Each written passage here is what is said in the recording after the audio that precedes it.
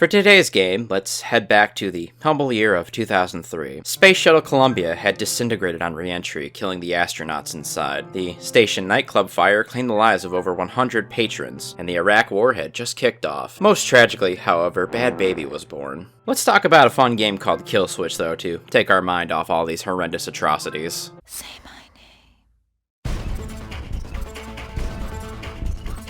The rules of the game are gonna change. Wow, KillSwitch actually has an attract mode. Any you Zoomers know what that is? Basically, it was a video demo meant to entice you to play the game, as well as to avoid screen burn-in on those old CRT monitors. There's your fun gaming fact for the month. Developed by Namco, KillSwitch saw a release on October 21st for Xbox, PlayStation 2, and the PC as well. This title even had a Game Boy Advance port, though it was done by a separate company, Visual Impact, but today we're focusing on the Xbox version, because that's the version I just so happen to own. To go over the basics, KillSwitch is a third-person action shooter, one you may or may not remember, but even if you missed out on this particular title, you most certainly didn't miss the influence it had on more modern titles. The story of KillSwitch is incredibly simple and honestly pretty threadbare. You play as Nick Bishop, a super soldier decked out in the latest in wartime technology, that tech being a neural uplink that allows an operator to take direct control of Bishop and command them on the battlefield. Which I'm not entirely sure why that's considered apex military technology. That's just the plot of Gerard Butler's Gamer. The game will thusly plop you down into a training course, which gives you time to familiarize yourself with the various mechanics and systems at play here in KillSwitch. It, of course, has all the basics of a third-person shooter, running, gunning, rolling, and more, but let's focus on what KillSwitch is most remembered for. Its cover mechanics. KillSwitch is basically centered entirely around pressing your left trigger to barnacle yourself to whatever piece of geometry will protect you from enemy gunfire. Following this, you can lean over any corner and start firing upon your foes from the relative safety of your cover, as well as being able to advance all up and down your piece of safety. Additionally, you can just blind fire from your piece of protection as well for vastly reduced accuracy but far greater protection from enemy gunfire. This cover system is absolutely critical to your success, so do as the game advises. Take cover, take aim, take over. You might think, as I did, that KillSwitch was the first ever game to use this sort of system, but it wasn't the first actually. Quick sidebar, the first game that I could find that features cover shooter mechanics was a Nintendo 64 title called Winback, which KillSwitch is said to take influence from. KillSwitch was, however, the first to feature the blind fire mechanic, which is actually pretty useful for a few things. One, for potentially getting a kill from near perfect safety. Good luck with that though. Two, it's great for giving any advancing foes a quick chin check to get them to back off from your position. This helps provide you with some breathing room if you're too scared to peek out for whatever reason. Cover mechanics work pretty well, truth be told. The only real issue I had arising from it would be the occasional time where leaning out of a piece of cover proved to be a little bit awkward and vastly restricted my aiming capabilities. This happened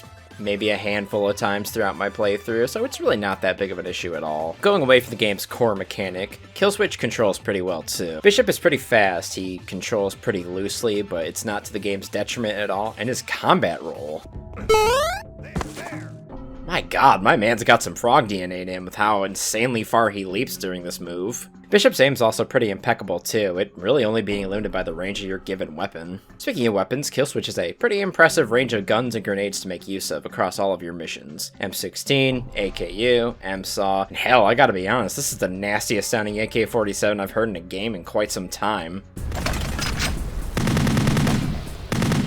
Honestly, I don't think I bring sound design up often enough in my videos. I really do like how the guns sound in this game. Very crunchy sound design for sure. There's also a shotgun to use, so you know I love this game for certain. And of course there's a sniper rifle as well. Though I won't lie, the sniper rifle is kinda useless at times because apparently there's a heavy smog that covers a ton of the levels and it completely fucks up your ability to see through the scope. Also, fun fact, every weapon can be iron-sighted. I didn't know this until the last level of the game. Alongside all that, 4 different types of grenades, 3 that explode in various sizes, and the venerable flashbang grenade to round out your handheld explosive devices. Even better, KillSwitch doesn't limit you to carrying just 2 guns. You can carry all of the guns. You're only limited by how much ammunition you can pick up for each. Additionally, you even get a fun little melee attack for when things get a little too up close and personal. You'll be needing every last bit of firepower available to you, while on top of your wits and reflexes as well, to get through all of the missions in KillSwitch in one piece. Since, fun fact, everything you can do, the AI is equally as capable of doing as well. The back of the box advertises sophisticated AI systems, which will put you to the test. And honestly,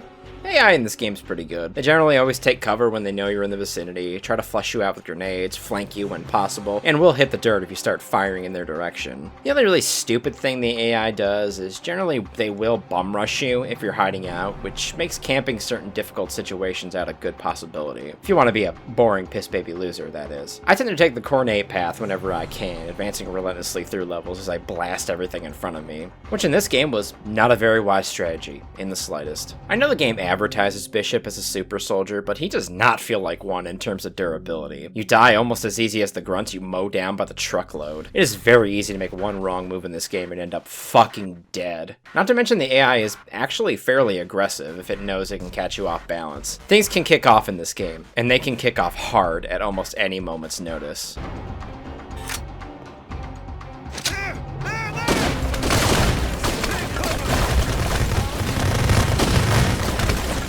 Maybe he's a super soldier because his spine can do this. But props to this game, it actually does ease you into the difficulty. There's no abrupt sudden spikes in difficulty to deal with. The first set of missions, which take place in the Middle East, are pretty breezy and simple, basically existing just to give you a feel for the game. You're just fighting simple insurgents after all, not professional soldiers. The goal in this section is to extract a dissident general from the clutches of these insurgents, until he bitches out on you and you just end up having to assassinate him. In the follow-up Caspian Sea levels, your goal is to plant C4 and blow the oil rig you're on. Things get a little more dicey here due to the low visibility, but it's still a manageable segment for sure. North Korea, though, that's where shit starts getting real. Let's sum up the story now, since, well, we're 2 segments deep already, and it's a pretty sparse story, in all honesty. Not to mention North Korea is where it really starts getting interesting. The overall goal here in North Korea is to infiltrate a secret lab and steal a potent nerve agent that the North Koreans are cooking up. After you procure the nerve agent, you battle your way through a submarine silo before making your way to a massive intercontinental ballistic missile, which you install the nerve tonic into. Nerve tonic? That doesn't make sense. All the while, over the course of these past 3 segments, Bishop hears the distant echoes of a woman solemnly pleading for him to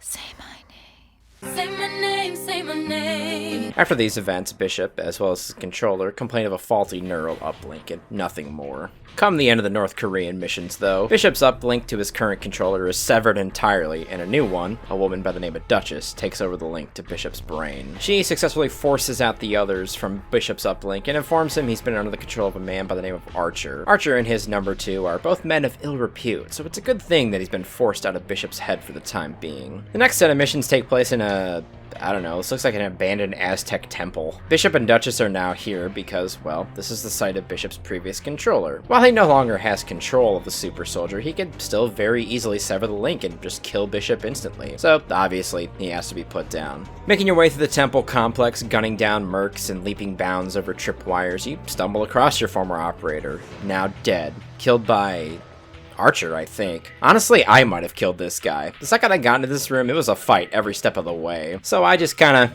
shot first and asked questions later. It's here via the various consoles you learn that, yeah, Archer's a pretty bad dude. How so? Well, the missions in the Middle East, Caspian Sea, and North Korea, those were basically terrorist acts you committed and meant to destabilize the more unstable areas of the world, with the bigger picture being that fun little nuclear warhead you helped steal and arm in North Korea. It's now aimed at the United States, with Archer's intent to fire the missile, blame North Korea, and plunge the world into another major global conflict, with the cushy little side gig of selling the tech Bishop's using for a tiny little profit. In fact, he's already sold that super tech off, and now he's about to launch the nuke he has possession of, unless you go and intervene. It's about this time you unlock the meaning behind the words, "say my name," as well. As it turns out, those were the last words spoken by Lynn, Bishop's wife, the same woman who developed the neural uplink technology everyone is clamoring about. You see, while on their honeymoon, immediately after Bishop got back from mission, judging by the fact that he's still in his combat gear in this cutscene,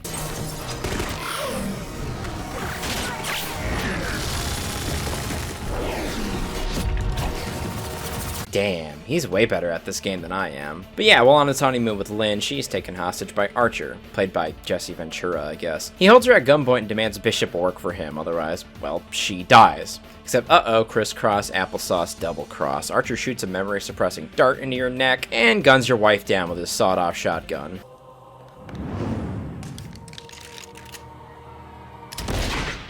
What you say?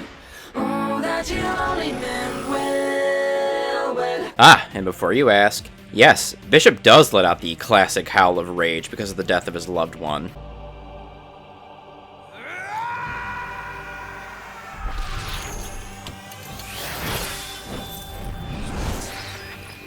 Which, honestly, the yell serving as the thing that destroys the memory block is actually pretty cool. I like it a lot. As Lynn dies in Bishop's arms, she urges him to say her name, and this ends up becoming the failsafe that would restore his memories. With their memories flooding back, Bishop realizes that he stole that nuke for Archer, and now he has to be the one to stop the bastard before he plunges us all into a new dark age of war. Bishop and Duchess head to Archer's fortified tank production facility to put an end to this nonsense. You blast your way through Archer's facility, fighting through his mercs so you can get Duchess in range to disarm the nuke. I like the tank production line, since it gives you a bit of moving cover to utilize in your fights. I kinda wish the tanks were just the only cover though, so you could dart up and down the line, having to constantly weave out of cover, but this is cool enough to be honest. In the climactic finale of KillSwitch, you run across Archer, who finally decides to stop being a punk bitch and actually fight you one-on-one. Well, with some goon help, of course. Archer's actually a pretty challenging boss, since his sawed-off, well, hits like a dump truck, on top of the fact that he has cat-like reflexes, and he has the super soldier ability to just ignore my fucking grenades.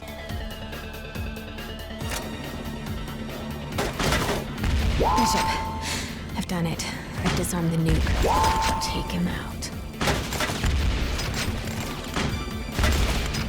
Seriously, I had 7 noob tube shots to use on this fucker. I was ready to cheese and he just ignored them. What an asshole. Anyway, the fight comes to an end after I pump Jesse Ventura's guts full of lead and he staggers off into a room. In the game's final cutscene, a furious Nick Bishop confronts Archer in the same place they filmed the finale of Terminator 2. The two trade words before Bishop guns Archer down with his own double-barrel shotgun, successfully cucking us out of a much cooler ending where he tosses the bastard into a lava pit.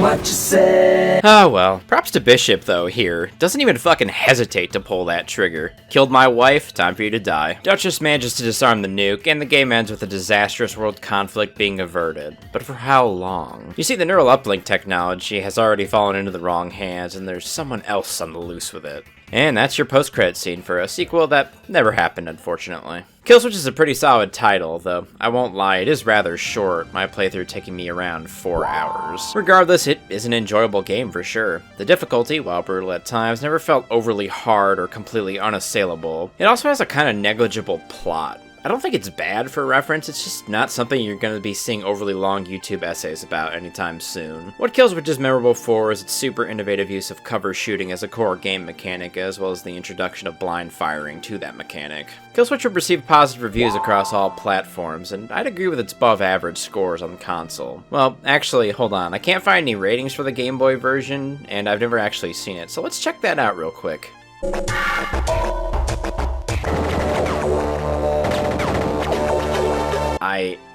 I can't even lie, it's a little awkward to play, but damn, this is impressive, isn't it? Okay, it's extremely awkward to play, but this is a pretty impressive port, right? Keeps to the console's gameplay and controls pretty well. Hell, it even has little blood particles for enemies when they're shot, and corpse burning effects for the ones that get caught in explosions. The console version didn't even have that. It's even got boss battles that aren't in the main game. It's its own little thing, essentially. KillSwitch would also have a very positive impact on the gaming industry as a whole. It's serving as the inspiration for both the Gears of War and Uncharted series of games. Both are series you've most likely played and loved in your own time, obviously, and I think KillSwitch is worth remembering at least for that impact alone. If you're interested in giving KillSwitch a go, a copy won't run you more than $15 on the Xbox, or maybe $10 for the PlayStation 2. Alternatively, the PC version is available for download on My Abandonware. Anywho, as always, I be HadesManticore, and this here channel be City State Manticore. Thanks a ton for watching if you did, of course. Leave a like and a comment if you're feeling it, and subscribe if you want more from me. I'll see you all in the next episode. Goodbye.